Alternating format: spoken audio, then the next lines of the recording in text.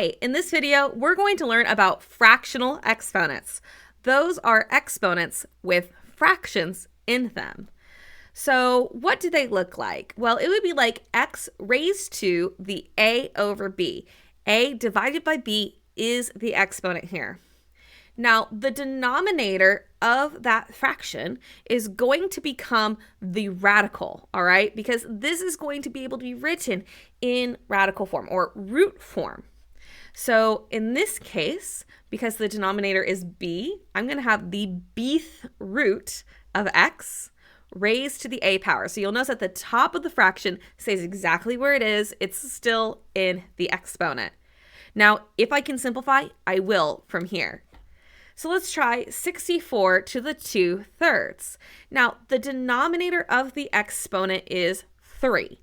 That means that I have a 3 on my root. So that's the cube root of 64 squared. Because the top of the fraction in my exponent was a 2, it stays in the exponent. Now, I can actually simplify this because I know that the cube root of 64 is 4. And then I can square that to give me 16. So 64 to the 2/3 is 16. Let's try 4 to the 5/2. Well, in this case, the denominator of the exponent is 2. That means the 2 is what goes on my root. But because I have the 2 on the root, that's really just a square root. So we don't write it with the little 2, it's implied. That's one of the funny things about square roots. So I now have the square root of 4 raised to the, what was the numerator again?